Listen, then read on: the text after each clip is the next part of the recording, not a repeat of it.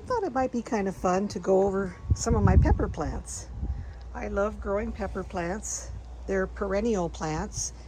That is, if you live where you don't get a hard freeze.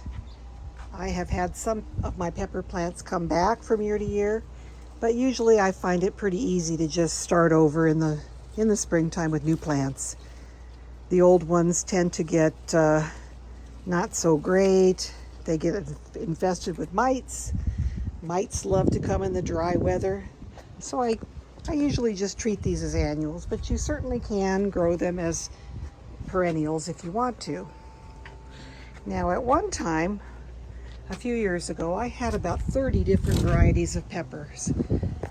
I love peppers, but I don't have enough space to keep all of my harvest. This is a habanero, and it's actually a heatless habanero developed, I think, by somebody in the Southwest. I can't remember who developed it, but they call it a habanada. And I got my plant at the Huntington. And you know how habaneros sort of have that orange color. These are not ripe yet. But let me show you some of my fruits here. So they're still kind of yellow. Yellowish greenish. I have quite a few on this plant, and as you see, I've got a lot of blooms also. So there are my habanero peppers, and they call this variety habanada, and that's because it's a no heat habanero. So habaneros are known to have kind of a fruity flavor. Look at that beautiful pepper there. They kind of have a fruity flavor, and I'm not too big on heat. I mean, I do love my hot salsa. I buy a salsa at the market that's made with habaneros, and it's pretty spicy. But as a general rule, I like to have more mild peppers. So this is my habanada. We'll come back and see it in another week or so when the peppers are nice and orange and pretty and ready for harvesting. This is a Jimmy Nardello. It's an Italian pepper. It's considered an heirloom variety. And the peppers get pretty long, like 6 inches long. They eventually ripen to red. This is also a kind of a sweet variety used in Italian cooking. And the story is that this particular variety, somebody who was emigrating from Italy brought seeds of this one to America when she moved here. So this is known as Jimmy Nardello. Nice mild peppers. I've got some that I need to harvest. And let me show you how easy it is to pick peppers when you kind of got the hang of it, kind of got the knack.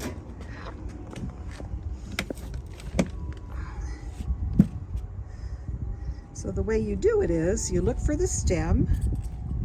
Here is the stem on this Jimmy Nardello. Here's the pepper I want to pick. Here's the stem. And you just sort of pull it up. It comes right off.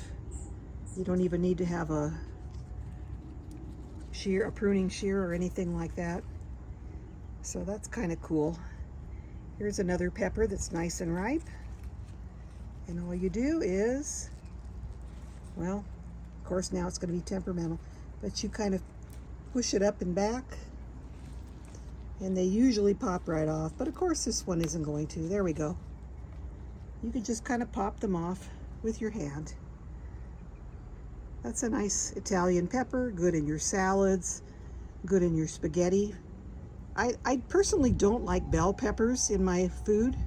I think bell peppers are bitter, but this is a really nice sweet pepper. This Jimmy Nardello, and I've got a lot more green Jimmy Nardellos coming on here.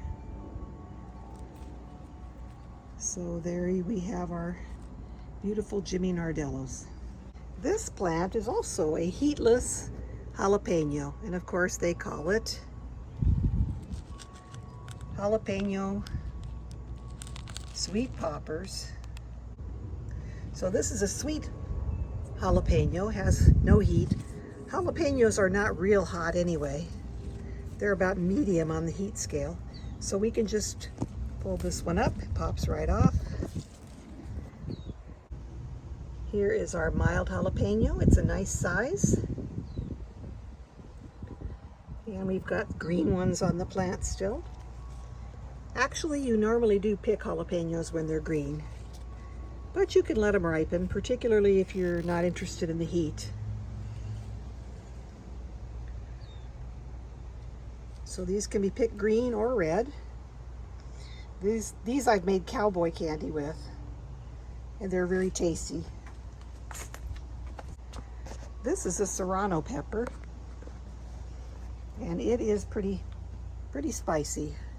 I selected these because I figured I had to have at least one that was a hot pepper. There's the beautiful pepper. And this is serrano. It's kind of hot. I'm going to pick this one. It just pops right off there at the stem. And the last one I have to show you here is, this is a Big Jim, otherwise known as a New Mex pepper. Anaheim pepper, same thing. They get pretty large. They're very mild heat. I mean, not much. You can use these for stuffing. Here I've got one that's turned orange. I haven't been vigilant this year in my garden because my mom just had a stroke and she's in assisted living, was in assisted living. Now she's in a nursing home, so I haven't been as attentive to my plants as I should be. But let's harvest this beautiful pepper, this New Mex Big Jim. Pops right off. And that's it. So we'll come back in a few days, and I especially want to show you the habanadas once they get ripe. So we'll be back in a few days. Well, friends, it's been a few weeks, and we're looking at a beautiful Echinopsis bloom. This is June noon. So pretty. But we're actually here today to look at our peppers. I told you we were going to come back when the peppers had matured a little better and were ready to be harvested. And I think we're at that point. This Jimmy Nardello just has not stopped producing. It's really a heavy producer. And the peppers are just so good. Look at that beautiful pepper. So there's one. Oh goodness. Well, I got a little bit of the branch along with number 2. Check this one out. Look how huge that is. I loves me some big peppers. And I've got other peppers right next to it, so I'm going to just snip this one. That is a lovely pepper. These are the Italian sweet peppers, and you can put them in literally anything you cook. They've got much better flavor than a bell pepper. To me, bell peppers are bitter. There's another nice pepper.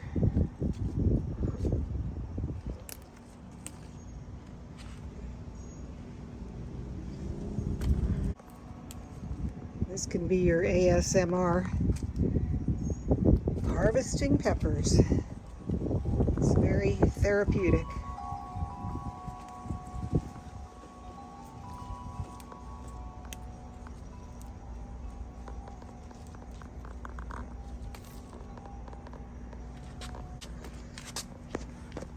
We've got a couple more down here.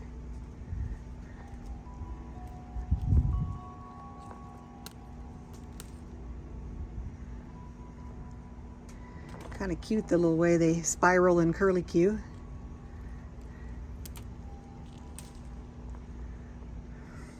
Okay, so we've still got a few more green ones on here. I don't see any more flowers, but it's been pretty hot. Last week we had temps up in the 90s. And I think that's helped to get all these peppers ready to ripen and be harvested. Now this is my habanada. I've actually got 2 plants in here. That plant on the other side is a little bit smaller, and this plant is a little larger. And initially we just had oodles of little green, yellowish green peppers here. But when they're ripe, they turn orange. So these are derived from a habanero, but they have very low heat, practically no heat. That's why they're called a habanada. And they are so pretty and so flavorful. I love habanero. I love regular habaneros. Is this one ripe enough? I think I'm going to leave that one for another day or two. I like regular habaneros and I don't mind the heat, but you know, sometimes you just like the flavor without all the heat. So actually, most of these are still pretty greenish. Here's a nice, well, it's not ready yet either. I figure the more ripe they are, the sweeter they'll be. Okay, so they're not quite ready. They are turning orange, but they're not quite there yet. But look at the nice harvest I've got on this. A ton, just a ton of habanadas. I went ahead and picked that one. Could put that on a sandwich. Here is a nice little ripe habanada. Isn't that gorgeous? Love it. Now we're moving over to our heatless jalapeno. This is called a nadapeño. And again, because they don't increase in heat as they ripen, but they just get sweeter, I just leave these on until they're ready to go. So this is my habanada, nice and ripe. Oh, not habanada, nadapeño.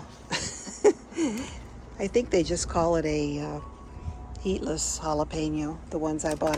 There's an actual variety called nadapeño. Oh, this is called sweet popper, jalapeno sweet popper. So if you want to make poppers and have them be sweet rather than too spicy, you can use these. So again, the rest of these aren't quite ripe. This one looks pretty ripe. Let's go ahead and take that one. They just pop right off when they're really ripe. So we've got our sweet poppers, and then I've got tons of serrano chilies up the wazoo. These have heat. These are good. And see, you can they just pop right off with your fingers when they're ripe.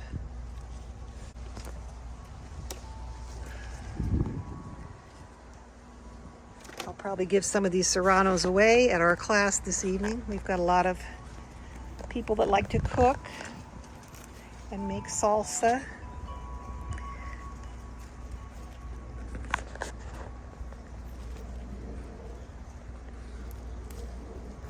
All you have to do is just take them straight up away from the stem and they will just pop right off.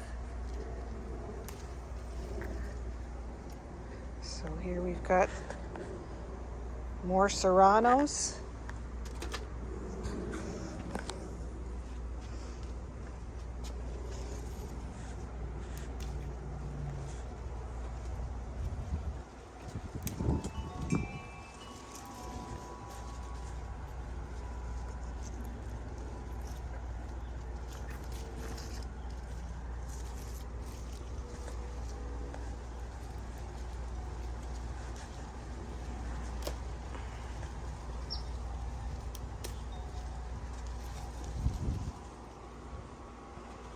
Lots of spicy serranos.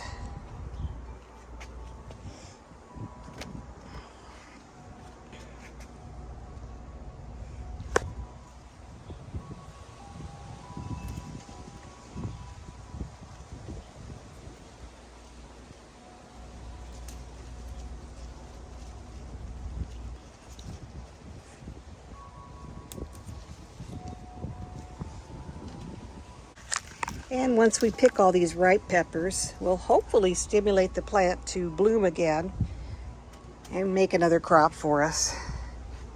So I've got these bell peppers here that I didn't really want, and I'm just not doing anything with this plant. This was supposed to be a different pepper, and like I said, I don't really care for bell peppers, so unfortunately those are going to waste. And I have a big gym. It looks like it needs some fertilizer, but I have already harvested the peppers off my big gym. There are a few more coming on. They're still green. And they're not as big as they should be, so I think it probably needs some fertilizer.